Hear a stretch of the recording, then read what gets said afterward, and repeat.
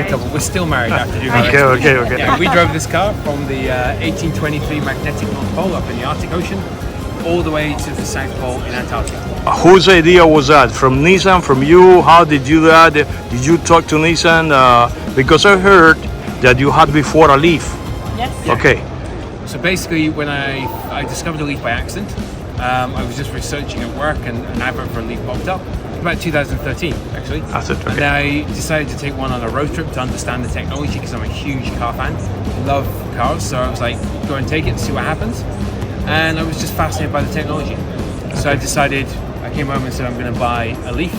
Okay. We still have that Leaf today. You still have it? Yeah. Okay. 2014 Nissan Leaf, 24 kilowatt hour Tecna. Tell me about the batteries. You have the original batteries? We have the original batteries. Kind of myths, and it just shows how capable and reliable the cars are.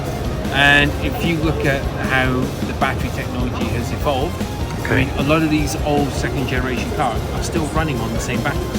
It's my daily run around. I mean, we did talk about maybe switching the car out, but I'm like, the Leaf does what I need it to do. I mean, 99% of my driving is within the city. We're from Scotland. Okay. We're from Scotland. Okay. So it's like, it just doesn't make sense to switch out a car when you don't need to. The car works perfectly fine. It starts every time and it's the same battery. And yeah, the best thing to do is not switch out your cars as regular as possible. If they're still working and operating and driving, then and we have the Leaf, which we use for our daily runarounds, and if we want to go longer distances, we've got another electric vehicle with a bigger range, so that kind of solves that issue for us if we want to go longer distance. So yeah, so that's our kind of family setup. Okay, so after the Leaf, how this thing happened? So you knew about the Ariya? Yeah, so I came up with the idea of pole to pole, and I'd done a number of different projects for Nissan.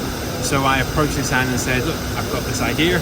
We'd love to go from pole to pole, show the true capabilities of EVs, kind of debunk all those myths that's still out there for EVs. And they were like, we love it, love the idea. And within a couple of weeks, we were working together. The Ariya was getting prepared, and we had that car sent over to Arctic Trucks in Iceland. Okay. And these guys are the specialists in modifying vehicles for the polar regions. So that's thanks to them that it's got the 39-inch BF Goodrich tires on it. This is the real one. Yeah. This is the one that. Okay. And it's kind of left-hand drive because the complexities of doing this expedition. In Nicaragua, for example, right-hand drive vehicles aren't allowed in Nicaragua. They're illegal. Okay. So you've got to get around all those little challenges outside of actually driving this expedition. I just want to stress that Nissan was the only car manufacturer that would support us in this, and we're really grateful for that because, their motto is daring to do what others don't, and they certainly have done with supporting us in pole to pole because we're daring to do what others don't with this expedition. And credit to Nissan, credit for them taking that risk on their flagship Ariya. Up next to the Leaf, the flagship next EV is the Ariya, right? They entrusted that to us, a husband and wife couple from Aberdeen, to drive somewhere where nobody's ever done before in the existence of any car. So credit to them for supporting us and believing. So this is the first car ever in history that drove to North Pole. The magnetic North Pole. Okay. Did you meet Santa Claus now? Yeah, we've had that question quite a few times actually. We did meet a polar bear as well, which is amazing. But yeah, if you think in the history of cars, been around 150 years, no one has ever driven from the magnetic North Pole or even to attempted. The South Pole. That's the thing. Wow. With all the adventurers out there and all the vehicles, all the capable vehicles, nobody's even given it a try. So you got a question, why? Why has it not been done till now? So what you did is this is a great adventure. From time to time you find out about a guy who crosses the Atlantic alone, things like that. No, this is similar to that. I never knew about that until today. Well, that's the thing. Is kind of like there's so many stories going around in the world, and I guess our story was out there, but it's speaking to different parts of the media. It doesn't always get out to everywhere it needs to be, and that's why we're fortunate to be here at the Chicago Auto Show. I've heard stories about that amazing girl who's walking from southern tip of Argentina all the way up to Alaska. Okay. And there's all these cool stories going on around the world of just amazing people. And there's some of them that But this is our debut. This is we were in Antarctica in December. So this is our debut kind of appearance post-expedition. this is the debut for displaying the Ariya. Okay. After completing the South Pole, so we're now on that journey to spread that message, to spread the story and tell people, and I guess that's one of the reasons why we're here speaking to you today. Hopefully you'll share this with your following, Of course. and then they might share it with theirs, and then that cascades. Oh, so how many miles in total the car drove? We did just over 22,000 miles, 33 plus thousand kilometers on the expedition. It took us 10 months. But the 10 months is round because in the Arctic we have to leave the Arctic by early April, and then you can't go into Antarctica for any expeditions until the end of November. Okay. So we're kind of forced to take 10 months, if that makes sense. But it meant we could have an amazing journey through all the Americas and just go through all these incredible countries and meet 14 countries, 3 continents, 22,000 miles later. Yeah. Alone, or do you have guards or protect you, or no? You alone? Just me and You're brave. Yeah. Me and Chris. In the polar regions, we had Arctic trucks with us As our support team. You need an expert support team there. But in the Americas, everywhere else, it was just us. We just drove alone. How was it to drive on the north? Because this is in the land right there, and the south, yes, but this is sea frozen. Yeah. So we're on the Were you concerned that crack in the ice or something? It happened. It's very dangerous up there. I don't think people appreciate just how dangerous that is. The year before our expedition, a car, the sea ice, and it sunk into the ocean. So when I heard that, I was like saying to Chris, "Are you sure you want to do this?" Because we were risking our lives going up there. You are. In some respects, like in order to do something of this magnitude, you're prepared to put your life really dangerous and so unknown. But then, any kind of long distance road trip, again, there's things can happen at any moment and any time. So yeah, we're just so grateful, so thankful that we finished arrived at the South Pole. What you did is similar to land in the moon. It was amazing to be at the South Pole with this Nissan Ariya and the EV there, and just we had to really kind of stop and think, oh my God, we've just taken this EV, driven it across 788 miles across Antarctica. It's a special, magical place. So you went physically, geographically talking to exactly the south and the north? Because the north was the 1823 location of magnetic north. Okay. Just because of the time frame we had to start in, we had to choose kind of a closer magnetic north. But for the South Pole, we were at the geographic South Pole. How about the compass? The compass worked? We actually got a GPS to read. We went hunting for that because there's an area where you can't physically take the car. Okay. It's only for pedestrians. So we basically just walked about 10 meters and then got it to read 90,000. Because at the pole there's a ceremonial pole and there's the geographical pole or geographic pole. Yeah. So there's 2 different poles. The ceremonial one is kind of like the one where all the flags are and where you take your kind of finishing photos when you reach there. Okay. The geographical one, it moves every year and it's shifting about 10 meters every year. And so we went to both poles. Because in the south, you know history. Amundsen went right there, and Scott from England. We were at the Amundsen Scott base. Okay. Yeah. Well, that's emotional. When we were there, they create a kind of ceremonial marker for the exact geographic pole.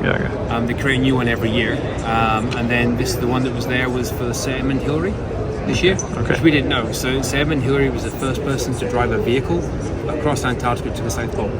So they chose last year to commemorate him, and we were there at the South Pole with his marker to say that they commemorated that, and we kind of think that's kind of cool because we're the first electric vehicle to ever cross Antarctica and go to the South Pole. So it's kind of commemorating him, but we're kind of like the next legacy of that. Did you both drive, or only you, or both? Okay, both. Chris probably drove most of the expedition, I would say, but yeah, we shared the driving when we needed to. A difficult question about the batteries, because recently, just weeks ago, here in Chicago, it was a cold weather. They couldn't work. I believe the information because it's in the news, but at the same time, I visited Norway like 4 years ago or 5 years ago, When I came back, I realized, I knew that Tesla is the number one market for Tesla. So, I mean, Norway is the number one market for Tesla. Back in 2014, Norway was the first country that had one electric car every 100 units. Yeah. So Norway is extremely cold, and I never heard before that happened. And suddenly, from soon, that doesn't work. So what happened? That's the reality they is work. We were in minus 39 Okay. in the Arctic. That was the coldest temperature we saw. So that's without wind chill. So wind chill drops the temperature even more. So we were able to charge this car absolutely fine. So you got a charging station. I mean, So we had a generator. We took a petrol generator. Of with us, course. because, Okay. yeah, That's what. And it's the only technology at the moment that will work in those regions in terms of from a charging perspective. So from that perspective, minus 39.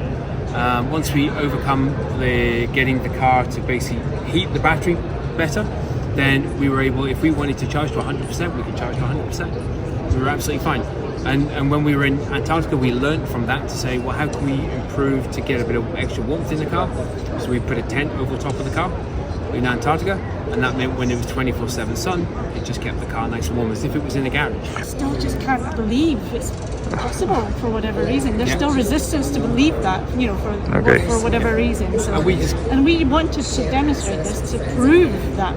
Of course, when it comes to the battery in that cold weather, it took a little more time to charge. That's true. Yes. But at the same time, It charged.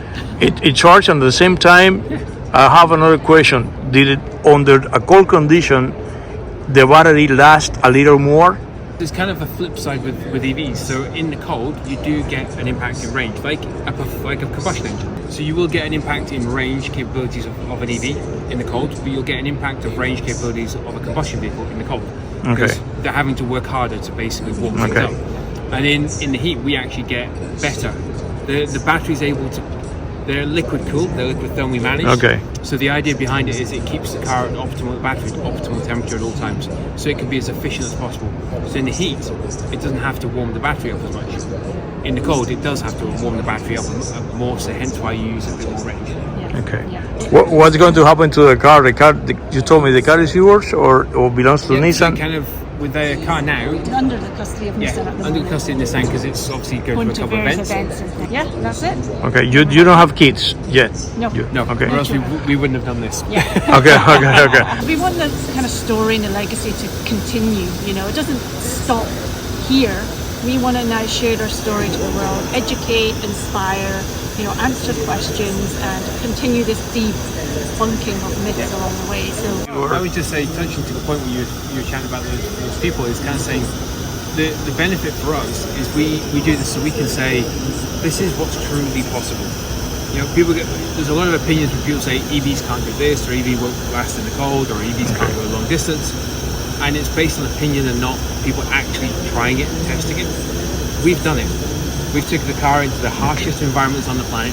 We've driven a massive distance, and we're saying to people, we can tell you quite confidently that it's capable because we've done it. yeah. So take that information and kind of use it how you will. We hope that it educates and makes people think that, hey, maybe EVs are not as bad as what I thought they were. And they're so well built. What I'm surprised about is the minimal amount of breakdowns and repairs that we've had on this car. Obviously, there's a lot less mechanical moving parts in EVs, less to break down, but that Ariya has performed amazing. And obviously, we've still got our Leaf, original Leaf, and that's nearly 10 years old, and that's still working. So that's hopefully, again, proof that these cars are so well built and capable, and they're exciting to drive, and they can do the job which they're designed to do, which is to get you from A to B. So Where can people follow you? You have a YouTube account, or where? We on Instagram we are on at @PoleToPoleEV, which is POLETOPOLEEV, and that's for us Facebook and Twitter and all other social handles. And then our website, which is just the same, which is poleToPoleEV.com, and from there you can read a little bit more about the project, who we are, what we're doing. Even though we finished the expedition, our journey doesn't stop here. We hope to continue with more adventures and more exciting things, and just continue to advocate and debunk. So the name of the expedition was Pole to Pole. Pole to Pole, Okay. Yeah. That's great. That's great. Thanks. Thank you for your time. You know, there. Nice talking to Okay. you. Okay. Thank you. Thank Thank you. Okay. Okay. Thank you.